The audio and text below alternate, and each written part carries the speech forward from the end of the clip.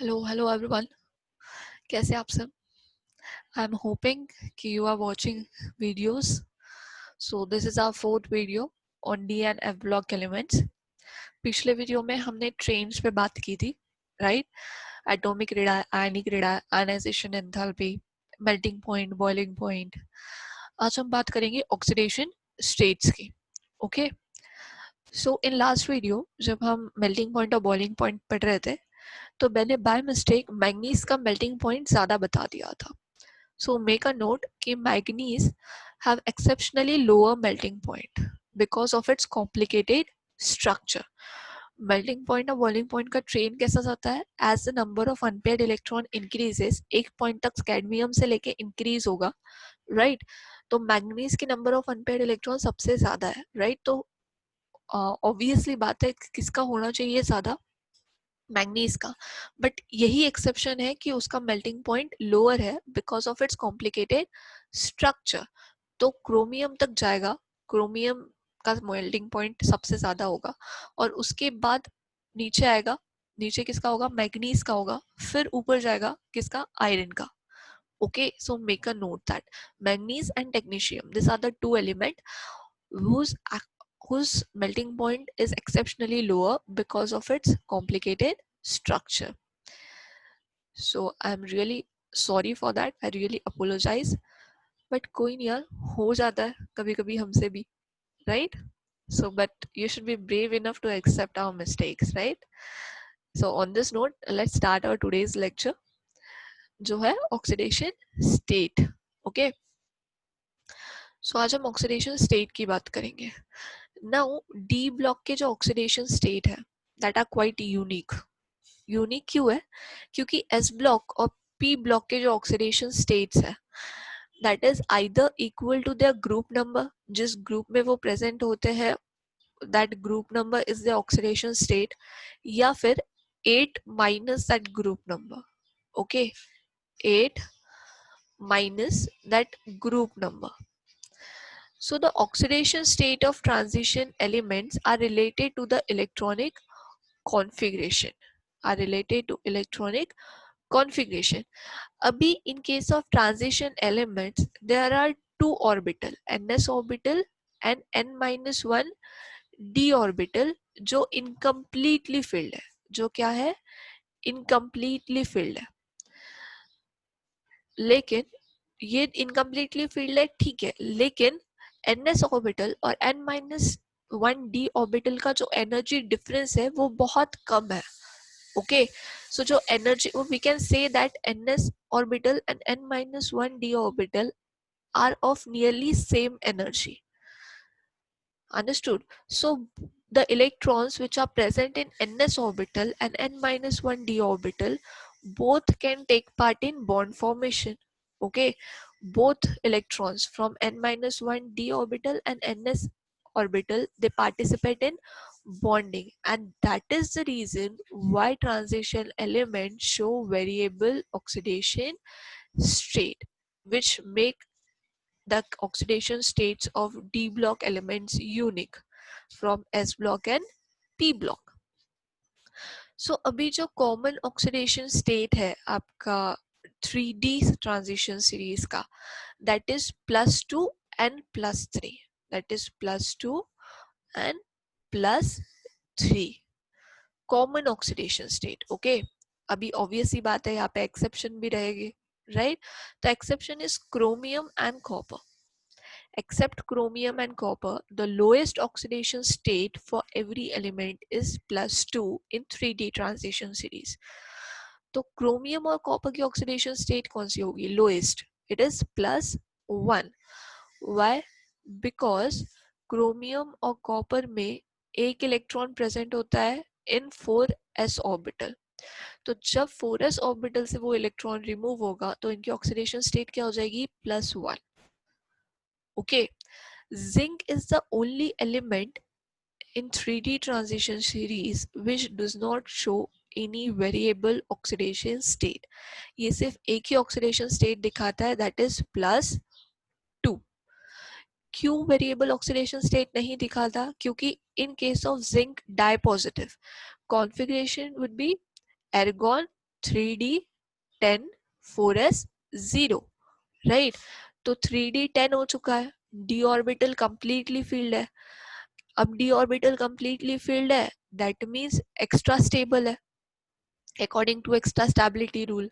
Okay, तो जब ये स्टेबल है तो ये क्यों अपना इलेक्ट्रॉन देगा किसी बॉन्ड फॉर्मेशन के लिए, right. So that's why zinc dipositive is more stable than the zinc which is present in any other oxidation state. Okay, तो जनरली जिंक हमेशा कौन से स्टेट में मिलता है, +2। नाउ अगर हम स्कैंडियम की बात करें तो यहाँ पे देखो, दिस इज स्कैंडियम। ओके, तो पहले इलेक्ट्रॉन कहाँ से रिमूव होते हैं, लोग सिर्फ एटॉमिक नंबर से आप नहीं डिटरमाइन कर पाओगे कि ऑक्सीडेशन स्टेट क्या है। आपको इलेक्ट्रॉनिक कॉन्फ़िगरेशन पता होना चाहिए और लिखते भी आना चाहिए, तभी जाके आप ऑक्सीडेशन स्टेट परफेक्टली कर पाओगे। फर्स्ट थिंग, अभी जब हम ऑक्सीडेशन स्टेट पढ़ेंगे, इलेक्ट्रॉनिक कॉन्फ़िगरेशन आपको पता होना चाहिए कैसे लिखा जाता है। And second thing, electron remove होते टाइम पे पहले कौन से ऑर्बिटल से रिमूव होते हैं, हाई एनर्जी ऑर्बिटल से, राइट।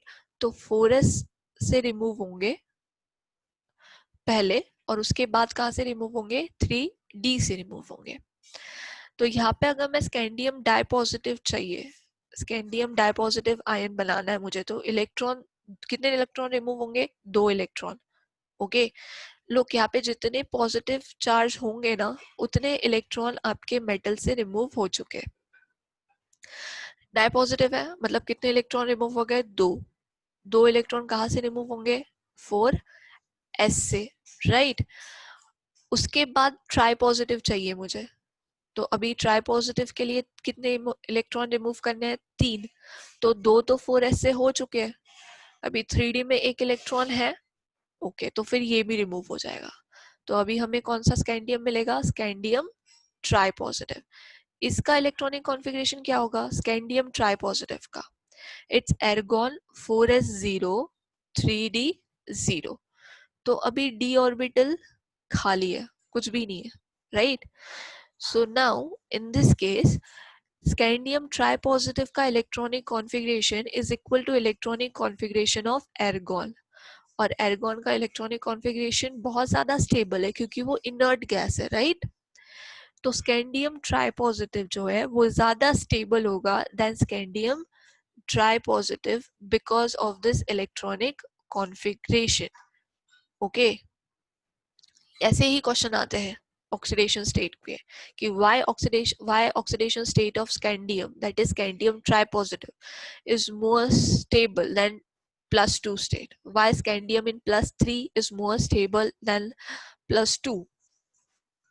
तो at that time you have to rote all this thing, आपको ये सारी चीजें लिखनी है कि ऑक्सीडेशन स्टेट में कौन सा कॉन्फ़िगरेशन हुआ, डाइपॉजिटिव में कौन सा कॉन्फ़िगरेशन हुआ, ट्राइपॉजिटिव में कौन सा कॉन्फ़िगरेशन हुआ, और क्यों स्टेबल है। ओके, अगर हम क्रोमियम की बात करें, क्रोमियम का मिनिमम ऑक्सीडेशन स्टेट और लोएस्ट ऑक्सीडेशन स्टेट इज +1, क्योंकि 4s से एक इलेक्ट्रॉन रिमूव हो जाएगा, क्रोमियम +1 में मिलेगा, राइट। अगर +2 ऑक्सीडेशन स्टेट चाहिए तो 2 इलेक्ट्रॉन रिमूव करने पड़ेंगे, तो दूसरा कहाँ से जाएगा, 3d से जाएगा, फिर और एक 3d से जाएगा तो +3 हो जाएगा, और एक गया तो +4 हो जाएगा, और एक गया तो +5 हो जाएगा, और एक चला गया तो +6 हो जाएगा, राइट। तो अभी highest oxidation state of chromium is +6, highest oxidation state of chromium is +6, and if chromium is present in this oxidation state तो वो बहुत अच्छा ऑक्सीडाइजिंग एजेंट होता है, ठीक है। क्रोमियम अगर +6 स्टेट में किसी कंपाउंड में प्रेजेंट है तो वो कंपाउंड बहुत अच्छा ऑक्सीडाइजिंग एजेंट होता है। So remember this thing. Okay, so अभी एक चीज आप यहाँ पे ऑब्जर्व करोगे कि जैसे जैसे आप नीचे आ रहे हो, ये वाला चार्ट देखो, ओके। जैसे जैसे आप स्कैंडियम से मैग्नीज की तरफ आ रहे हो, ऑक्सीडेशन स्टेट क्या हो रहा है, बढ़ रहा है, राइट। बट आफ्टर मैग्नीज वही ऑक्सीडेशन स्टेट क्या हो रहा है, डिक्रीज हो रहा है। तो कैडमियम से मैग्नीज की तरफ जब हम आते हैं तो नंबर ऑफ अनपेयर्ड इलेक्ट्रॉन क्या होता है, इंक्रीज होता है, राइट। तो जैसे जैसे number of unpaired electron increase होंगे वैसे वैसे ऑक्सीडेशन स्टेट भी इंक्रीज होगा। But after manganese number of unpaired electron decrease होना स्टार्ट हो जाता है, क्यों? क्योंकि पेयरिंग होना स्टार्ट हो जाती है इलेक्ट्रॉन्स की, राइट? तो इसी वजह से ऑक्सीडेशन स्टेट डिक्रीज होता जाता है और +2 ऑक्सीडेशन स्टेट डोमिनेंट होना शुरू हो जाता है। आई बात समझ में? क्लियर है इतना सबको? ओके, सो क्रोमियम की हाईएस्ट ऑक्सीडेशन स्टेट है +6, मैग्नीज की हाईएस्ट ऑक्सीडेशन स्टेट है +7, which is the highest oxidation state of any element in the 3D transition series। मतलब किसी एलिमेंट का 3D ट्रांजिशन सीरीज में इतना ज्यादा ऑक्सीडेशन स्टेट नहीं है। सबसे ज्यादा किसका है? मैग्नीज का। कितना है? +7। This thing you have to remember, okay? अभी यहाँ पे देखो, मैग्नीज, अगर मैग्नीज +2 स्टेट में है तो पहले इलेक्ट्रॉन कहाँ से रिमूव होंगे? कितने रिमूव होंगे? 2 इलेक्ट्रॉन रिमूव होंगे। कहाँ से रिमूव होंगे? 4s से रिमूव होंगे। तो इट इज Mn डायपॉजिटिव का कॉन्फ़िगरेशन हो जाएगा एर्गॉन 4s0 3d5, राइट? अभी 3d5 है, दैट मीन्स क्या है? हाफ फिल डी ऑर्बिटल है। हाफ फिल डी ऑर्बिटल है तो स्टेबिलिटी कैसी होगी? ज्यादा होगी, according to extra stability rule, okay? अगर मैं Mn ट्राई पॉजिटिव लू तो Mn ट्राई पॉजिटिव में कितने इलेक्ट्रॉन रिमूव होंगे? 3, राइट? तो दो कहाँ से होंगे? सबसे पहले 4s से होंगे और उसके बाद एक और कहाँ से होगा? 3d से हो जाएगा। तो अभी मैग्नीज ट्राई पॉजिटिव का कॉन्फ़िगरेशन क्या हो गया? एर्गॉन 4s0 3d4। अभी 3d4 है, ये इनकम्प्लीटली फिल्ड है, सॉरी पार्शियली फिल्ड है, राइट? तो ये उतना ज्यादा स्टेबल है क्या जितना d5 था? नहीं। तो इसी वजह से Mn in dipositive state is more stable than manganese in tripositive state, okay? Question आता है कि why Mn dipositive is more stable than Mn tripositive, give reason, okay? या फिर एक्सप्लेन, ऐसे क्वेश्चन आते हैं, दैट टाइम आपको ये रीजंस पता होने चाहिए, ओके? नाउ आयरन के केस में उल्टा होता है। आयरन के केस में Fe ट्राई पॉजिटिव ज्यादा स्टेबल होता है देन Fe डाई पॉजिटिव। ऐसा क्यों? Fe ट्राई पॉजिटिव में कितने इलेक्ट्रॉन रिमूव हुए? 3, और Fe डाई पॉजिटिव में 2। तो Fe डाई पॉजिटिव में 2 इलेक्ट्रॉन कहाँ से जाएंगे? 4s से चले जाएंगे, तो 4s0 हो जाएगा, ओके? और 3d 6 रहेगा। बट ट्राई पॉजिटिव में क्या हो जाएगा?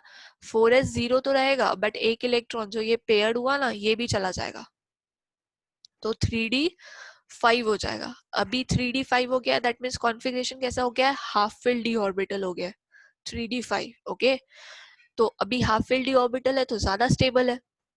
समझ में आई बात? ज्यादा स्टेबल है तो ज्यादा स्टेबिलिटी होगी then Fe di positive. This is the reason why Fe tripositive are more stable than Fe dipositive due to half-filled d orbital which achieve extra stability. Understood? I hope ये समझ में आ चुका है सबको। नाउ आपने देखा होगा कि किसी कंपाउंड में अगर Fe डायपॉजिटिव आयन प्रेजेंट्स होते हैं तो हम उसको बोलते हैं फेरिस कंपाउंड्स और फेरिस सॉल्ट्स, राइट?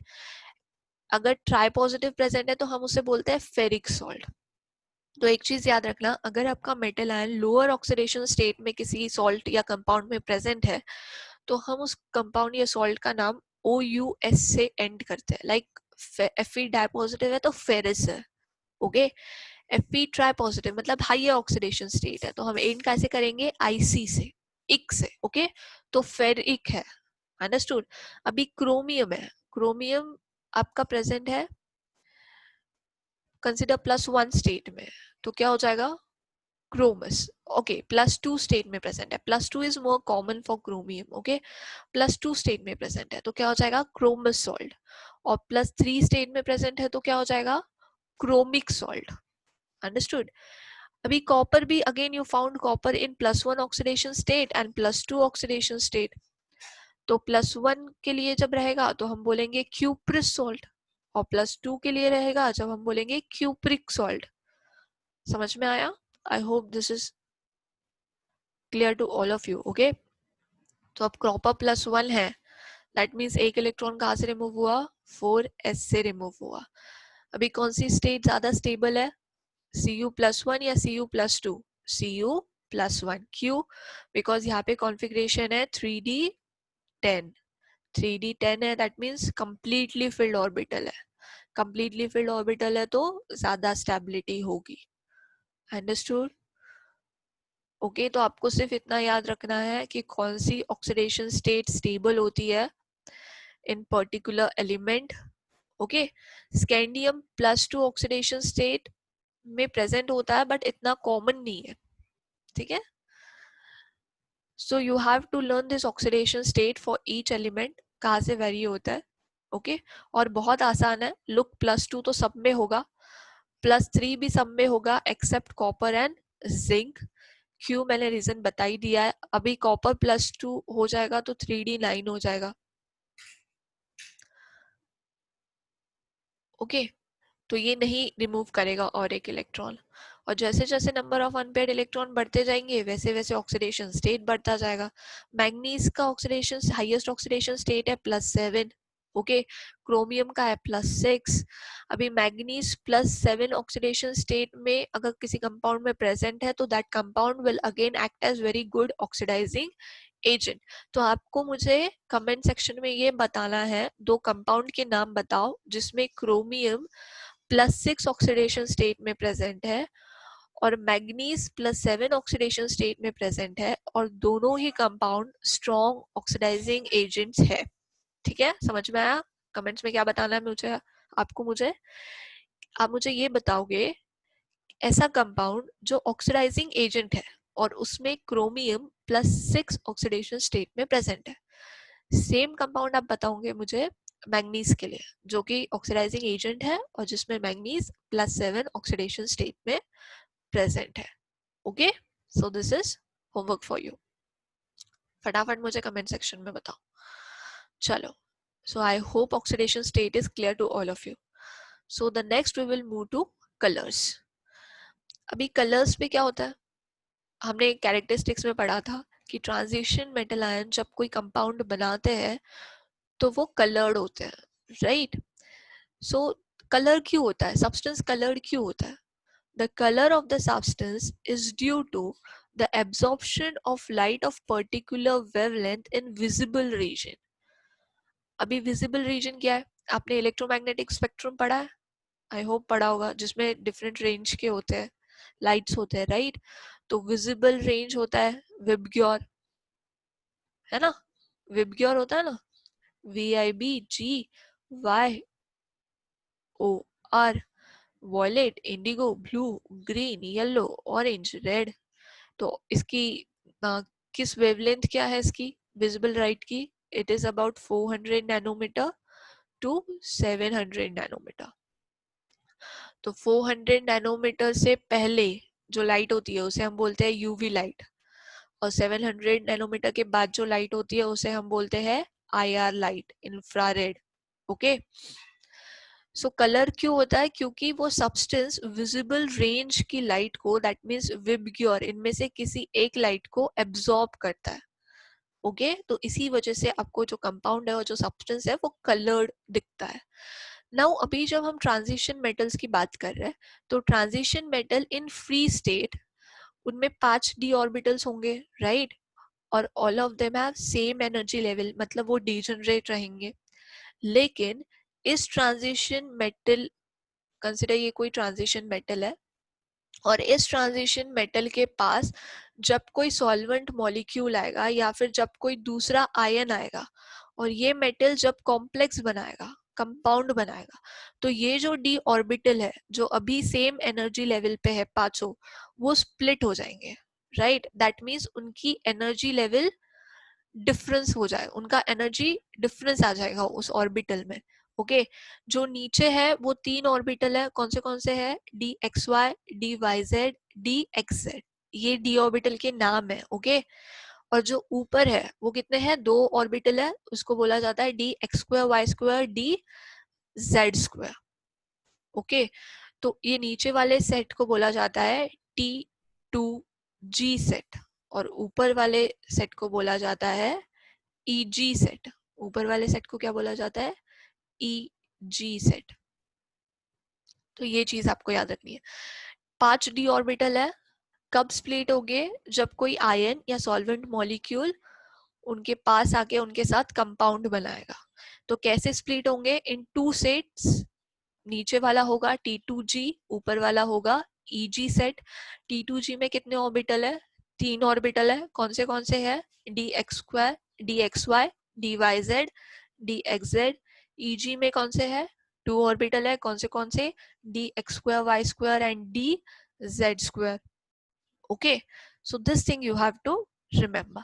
अभी जब आप यहाँ पे ये नीचे वाला देखो, यहाँ पे मेटल एलिमेंट, ट्रांजिशन मेटल कौन सा है? क्रोमियम। ओके, अभी क्रोमियम के पास कौन से सॉल्वेंट मॉलिक्यूल है? H2, वाटर मॉलिक्यूल्स है।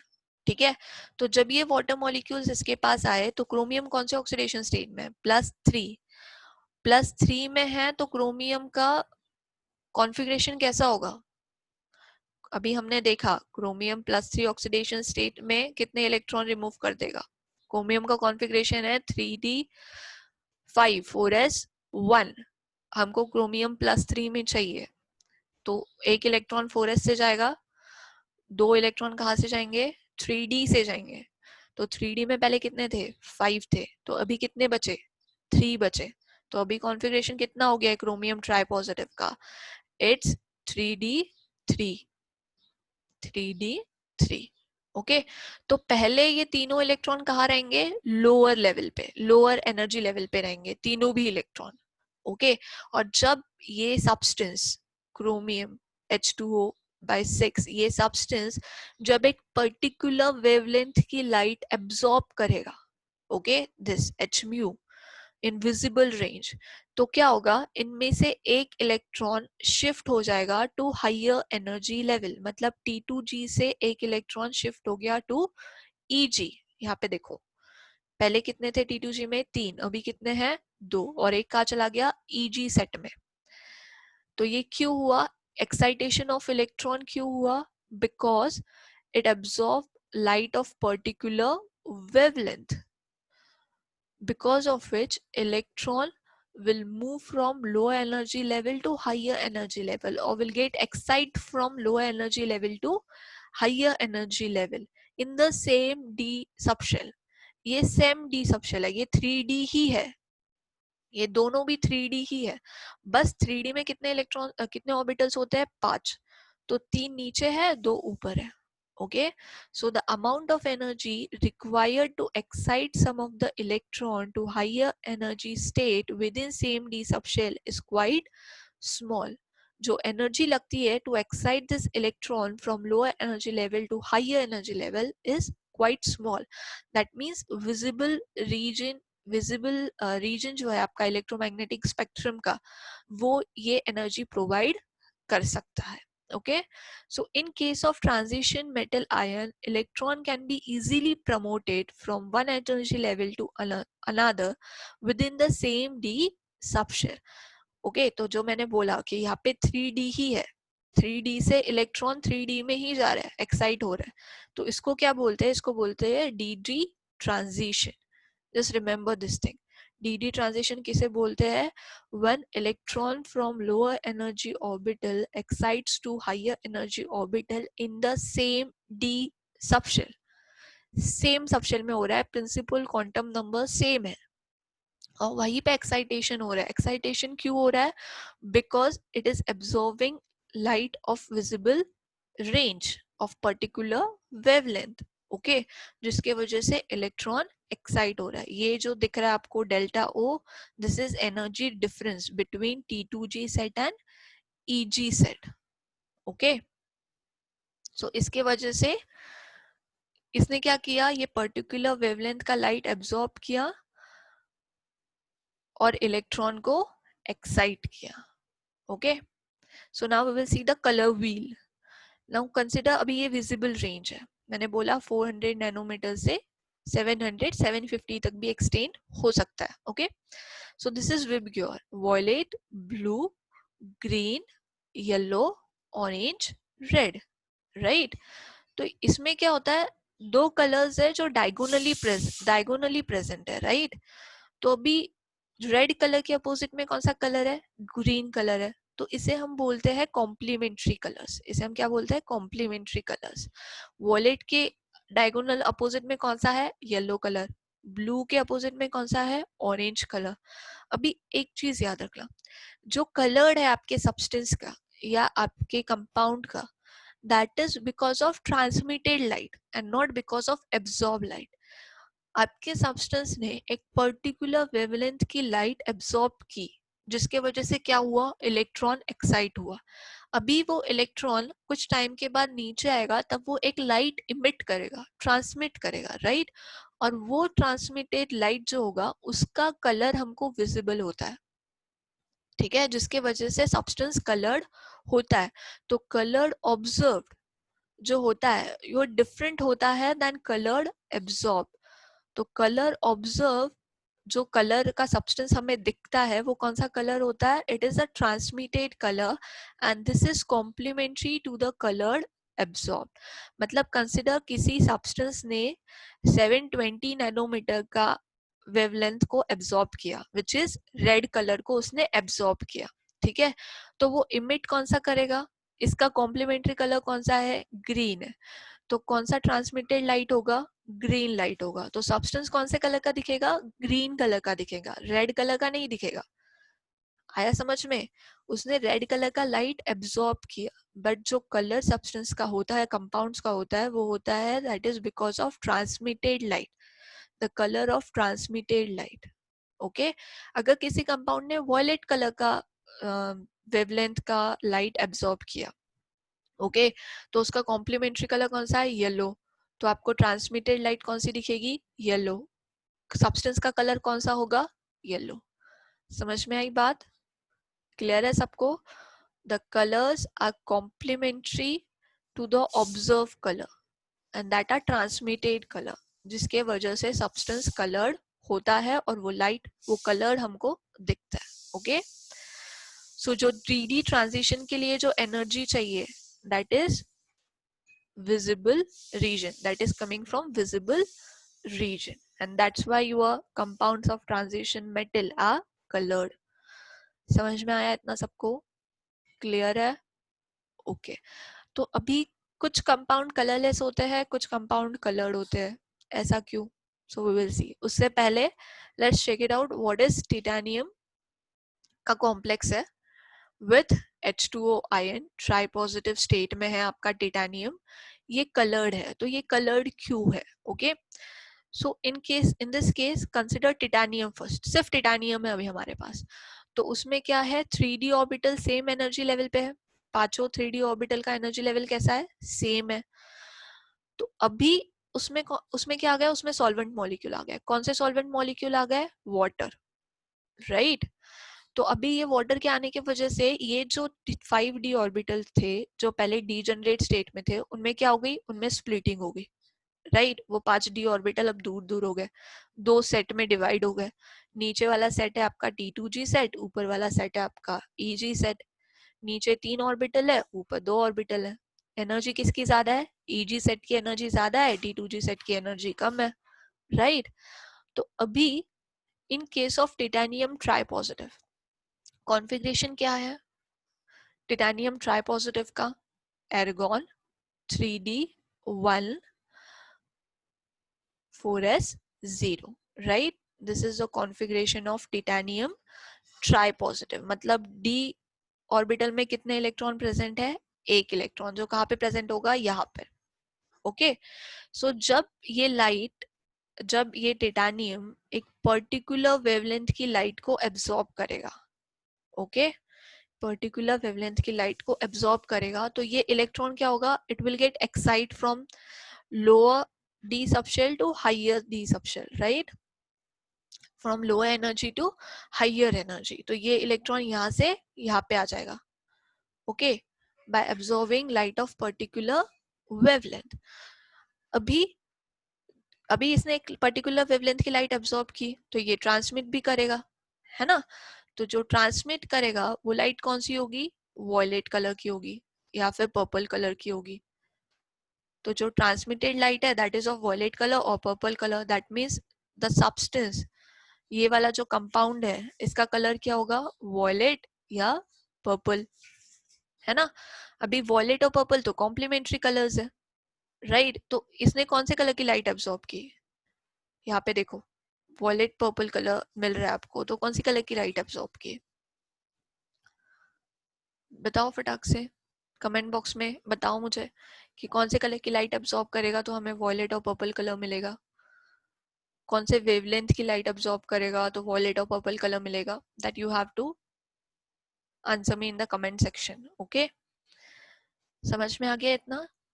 ओके सो अगर लिगैंड्स प्रेजेंट नहीं है इसको बोलते हैं लिगैंड्स. ओके जो ऐसे सॉल्वेंट मॉलिक्यूल्स आते हैं ना इसे बोला जाता है लिगैंड्स. तो जब लिगैंड प्रेजेंट नहीं होते तो स्प्लिटिंग नहीं होती. There is no splitting of 3D orbitals and 3D orbitals are at equal energy level. Understood? चलो next is your consider this reaction. आपने कॉपर सल्फेट का सॉल्यूशन देखा होगा which is blue in colour, right. Aqueous copper sulphate का solution आपने देखा होगा which is blue in colour.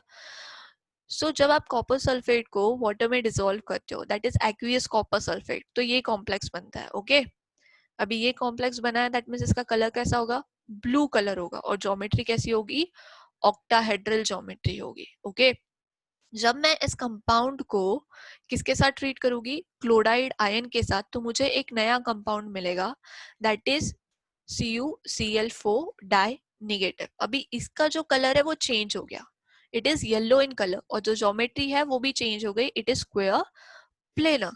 तो इससे हमें क्या समझ में आता है कि अगर आप लिगेंड चेंज करोगे तो कलर चेंज हो जाएगा, राइट. यहाँ पे H2O है, यहाँ पे Cl है. तो अगर लिगेंड चेंज करोगे, ग्रुप चेंज करोगे तो कलर चेंज हो जाएगा. अगर आप ज्योमेट्री चेंज करोगे, यहाँ पे ऑक्टाहेड्रल ज्योमेट्री है, यहाँ पे स्क्वायर प्लेनर ज्योमेट्री है, तो भी कलर चेंज हो जाएगा, राइट. इफ इसके अलावा अगर हाइब्रिडाइजेशन चेंज हुआ तो भी कलर चेंज होगा. यहाँ पे दूसरा हाइब्रिडाइजेशन है, यहाँ पे दूसरा हाइब्रिडाइजेशन है. Okay so there are some factors which are responsible for the colour of transition metal ion. So the first one is the presence of incompletely filled d orbital in metal ions. मतलब जो metal ions में d orbital है वो incompletely filled होने चाहिए. क्यों होने चाहिए, क्योंकि जब excitation होगा of electron from lower energy orbital to higher energy orbital तो क्या होना चाहिए, उसको space मिलनी चाहिए ना एक्साइटेशन के लिए. अगर आपके d orbital completely filled है तो इलेक्ट्रॉन कहाँ एक्साइट होगा, आई बात समझ में. Second is the presence of unpaired electron in d orbital. d orbital में at least एक unpaired electron होना चाहिए. That means presence of unpaired electron.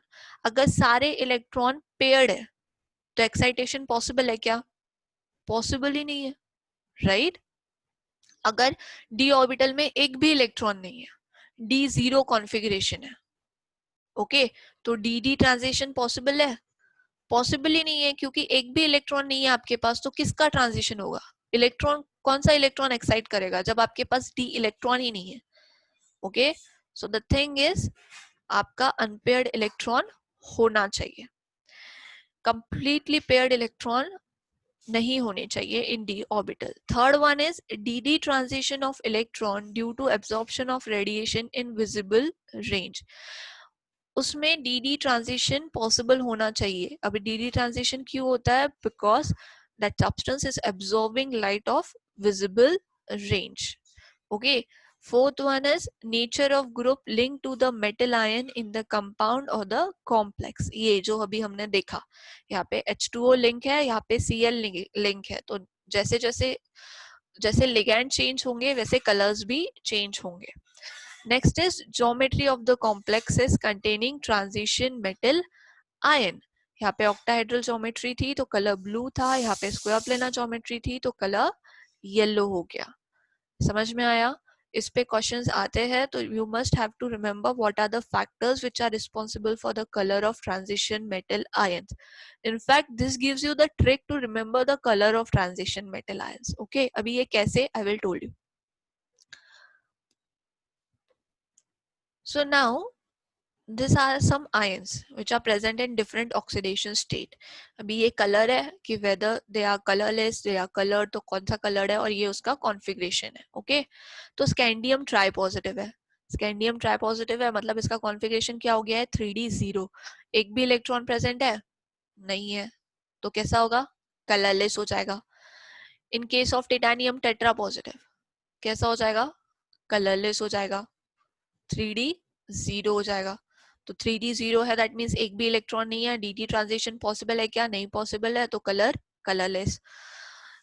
Titanium try positive का अभी हमने एग्जांपल देखा, कंपाउंड देखा which is purple in colour, right. तो उसका कॉन्फ़िगरेशन क्या था, 3d1 था.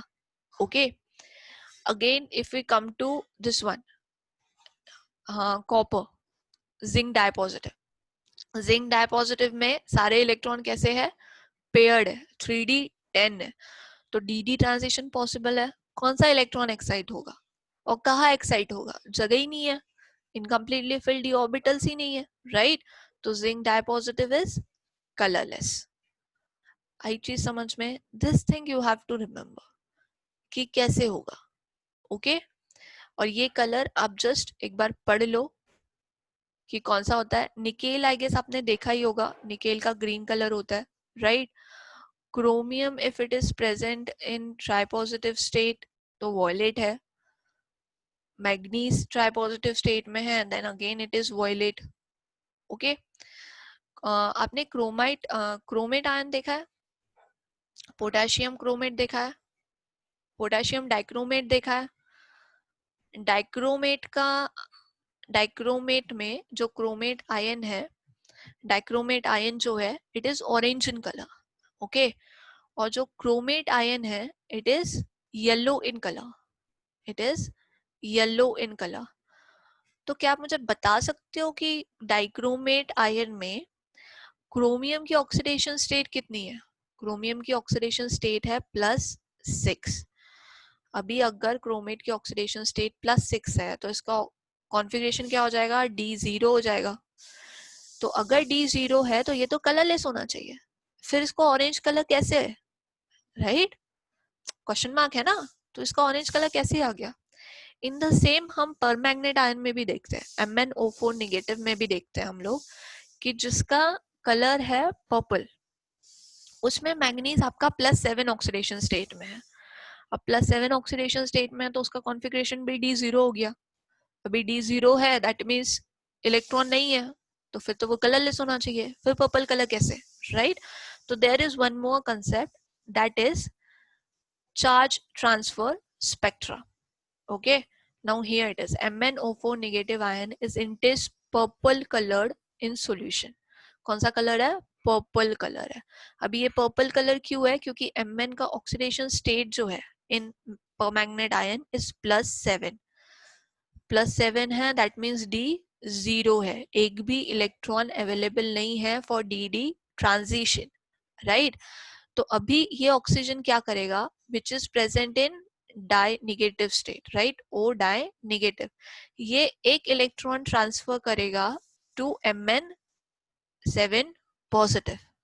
ओके, तो जिसके वजह से क्या हो जाएगा, ऑक्सीजन की जो ऑक्सीडेशन स्टेट है दैट इज -2, वो क्या हो जाएगी -1, क्योंकि उसने एक इलेक्ट्रॉन ट्रांसफर किया, किसको, मैग्नीज को. और मैग्नीज ने क्या किया, वो इलेक्ट्रॉन एक्सेप्ट किया. तो मैग्नीज की ऑक्सीडेशन स्टेट चेंज हो जाएगी फ्रॉम +7 टू +6. ये चेंज जो है ये टेम्पररी चेंज है, ये परमानेंट चेंज नहीं है. ओके, ये टेम्पररी चेंज है. ऑक्सीजन एक इलेक्ट्रॉन देगा मैग्नीज को, राइट. तो ऑक्सीडेशन, ऑक्सीजन की ऑक्सीडेशन स्टेट -2 से +1 हो जाएगी और मैग्नीज की +7 से +6 हो जाएगी. अभी मैग्नीज के पास एक इलेक्ट्रॉन आ गया, D1 हो गया उसका कॉन्फ़िगरेशन. तो अभी ये एक इलेक्ट्रॉन dd ट्रांजिशन कर सकता है, ऑफ कोर्स कर सकता है. ये एक पर्टिकुलर वेवलेंथ की लाइट को एब्जॉर्ब करेगा और यहाँ से एक इलेक्ट्रॉन को एक्साइट करेगा, राइट.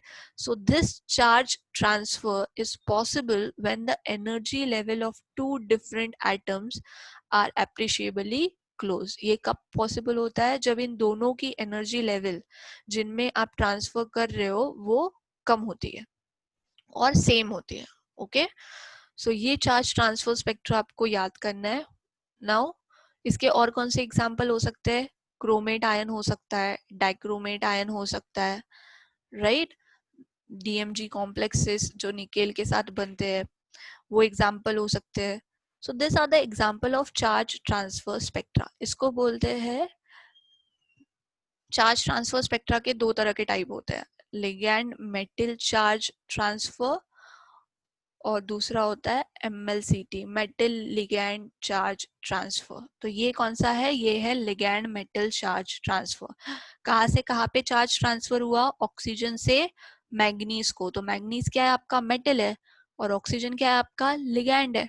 तो चार्ज ट्रांसफर कैसे हुआ? Ligand to metal charge transfer. Okay, इतना याद रखिए. समझ में आया? Hope it is clear to all of you. Colours clear है? कौन से कलर होते हैं? ट्रांसमिटेड कलर्स आपको दिखते हैं, एब्जॉर्ब कलर नहीं दिखते. Okay, next is your test yourself. Okay, so here are some questions for you. Answer them in the comment section. Okay, answer each of the question in comment section. The first question is, which of the following does not show different oxidation state? बहुत आसान है. Okay, zinc is the member of 12th group of periodic table. The other members of this group are. इसके लिए आपको periodic table learn चाहिए. Okay, I hope आप सब लोगों ने कर लिया है. When one of the following ion is, which of the following ion is colorless? तो ये आप कैसे बताओगे? ये आप इलेक्ट्रॉनिक कॉन्फ़िगरेशन से बताओगे. ओके, कि कौन सा आयन कलरलेस है. Which one of the following ion is coloured? कौन सा कलर्ड है? इसके लिए भी आपको इलेक्ट्रॉनिक कॉन्फ़िगरेशन आना चाहिए. विच ion has the highest ionic radii? So these are the 5 questions for you guys. Answer them in the comment section.